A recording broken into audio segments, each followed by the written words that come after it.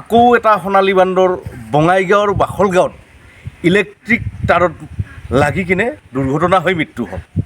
আমি আপোনাৰ বঙাইগাঁৱৰ বিভিন্ন NGO প্ৰকৃতি কৰ্মী তথা বিভিন্ন সমাজ সচেতক মানুহে বাৰ আমি কৈ আছোঁ যে বঙাইগাঁৱত কাকৈজানা ৰিজাৰ্ভ ফৰেষ্টত আপোনাৰ 34 ভিলেজ আছে।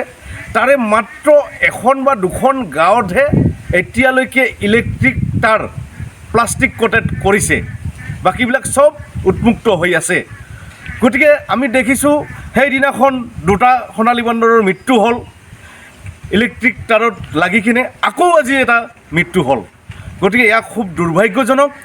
আমি দেখিছোঁ যে নেশ্যনেল হাইৱেত মৰি আছে, আপোনাৰ ইলেক্ট্ৰিক তাঁৰত মৰি আছে, আপোনাৰ নেশ্যনেল হাইৱে বা ডাঙৰ আপোনাৰ কাৰেণ্টৰ তাঁৰবিলাক গৈ আছে আমাৰ পাহাৰৰ ওপৰেৰে। দিল্লীত বহি থকা কিছুমান কোম্পানীয়ে, কিছুমান পুঁজিপতিয়ে নিজৰ মুনাফাত কিছুমান কাম কৰে আৰু সেইবিলাক তেখেতসকলে নাজানে। আচলতে দিল্লীত বহি এচি ৰুমত বহি থকা মানুহ এজনে দিল্লীত বহি তেখেতসকলে সোণালী বান্দৰৰ কথা কেনেকৈ গম পাব?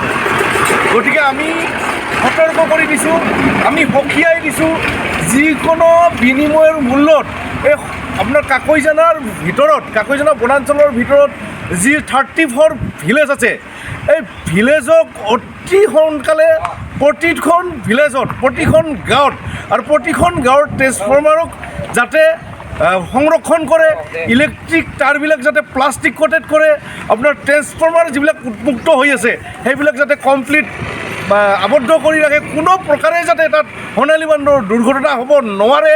তাৰ কাৰণে আমি বাৰ নিবেদন কৰিছোঁ, মুখ্যমন্ত্ৰীক কৰিছোঁ, আপোনাৰ DC কৰিছোঁ, আপোনাৰ ফৰেষ্ট বিভাগক কৰিছোঁ। সিদিনাখন আহিলে আপোনাৰ ৰঞ্জিত দাস ডাঙৰীয়া আহিছিল, আপোনাৰ পৰ্যটক মিনিষ্টাৰ, তেখেতকো আমি দিছোঁ, কিন্তু আমি এতিয়ালৈকে সুফল পোৱা নাই। গতিকে এয়া খুব দুখৰ বিষয় যে অসমৰ একমাত্ৰ প্ৰাণী, আমাৰ গৌৰৱৰ প্ৰাণী হৈছে সোণালী বান্দৰ। গড়ক আমি যিমান সন্মান কৰি আছোঁ, সোণালী বান্দৰক আমি সন্মান ইমান কৰিব পৰা নাই। গতিকে অসম চৰকাৰে সোণালী বান্দৰক মাহিমাও চকুৰে চালে নহ'ব। হয়, আজি ৰাতিপুৱা আমি খবৰ পালোঁ যে আৰু এটা আমাৰ সোণালী বান্দৰ আমাৰ মাজৰ পৰা নাইকিয়া হৈছে ইলেক্ট্ৰিক তাঁৰত লাগি। মানে এনেকৈ এইটো মাহতে আজি 3টা সোণালী বান্দৰ মৃত্যু হ'ল আৰু এনেকৈ থাকিলে এটা সময়ত আমি এইটো সোণালী বান্দৰটো মানে ইতিহাস হৈ ৰ'ব। গতিকে মই কাকো দোষ নিদি মই এটা অনুৰোধ জনাওঁ, চৰকাৰ তথা প্ৰশাসনক মই এটা অনুৰোধ জনাওঁ যে আমাৰ অতি সোনকালে যিবিলাক আমাৰ কাকৈজানা ৰিজাৰ্ভ ফৰেষ্ট আছে, বামুণগাঁও ৰিজাৰ্ভ ফৰেষ্ট আছে, নাগকাটি ৰিজাৰ্ভ ফৰেষ্ট আছে, চৰকাৰে এটা মানে পদক্ষেপ লওক, অতি সোনকালে ফল মূলৰ গছ ৰোপণ কৰাৰ ব্যৱস্থা কৰক। অন্যথা এনেকৈ সোণালী বান্দৰ মৰিয়ে থাকিব। আজি মানে মেইন সোণালী বান্দৰ মৃত্যুৰ কাৰণ হৈছে খাদ্য।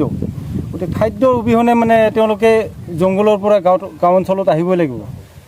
গতিকে চৰকাৰে যদি সোণালী বান্দৰৰ কাৰণে খাদ্য গছ পুলি মানে এনেকুৱা ৰোপণ কৰে, তেতিয়াহ'লে সোণালী বান্দৰটো হয়তো মৃত্যু মুখৰ পৰা অলপ কমিব। কাৰণ আজি ইলেক্ট্ৰিক তাঁৰত লাগি মৰিব, কালি আপোনাৰ নেশ্যনেল হাইৱে কাৰ এক্সিডেণ্ট, মটৰ বাইক এক্সিডেণ্টত সোণালী বান্দৰ মৰি থাকিব। এনেকৈ হৈ থাকিলে নহ'ব। মই আজি নিউজ চেনেলৰ থ্ৰু দি মই কাকো দায়ী দোষ মই নধৰোঁ। মানে এটা কাৰণতে আমি বুজি পাইছোঁ যে মেইন হৈছে খাদ্যটো যদি চৰকাৰে ঠিকমতো ব্যৱস্থা নলয়, মানে গছপুলি ৰোৱাৰ ব্যৱস্থা যদি নকৰে, তেতিয়াহ'লে এই সোণালী বান্দৰৰ মৃত্যু হৈয়ে থাকিব। কাকৈজানা ৰিজাৰ্ভ ফৰেষ্টৰ পৰা আহিছিল নেকি? এইটো হয়, যোৱা বছৰে এইখিনিমান ঠিক এইটো মাহতে মই ভিডিঅ' কৰিছিলোঁ। এইটো মাহতে এই আপোনাৰ যিখন কুজিয়া নদী আছে, কুজিয়া নদীৰ দলংখনেদি গোটেই জাকটো পাৰ হৈ আহিছে। এতিয়ালৈকেও মানে ৰিজাৰ্ভ ফৰেষ্টত তেওঁলোকে সোমোৱা নাই। ঠিক আছে।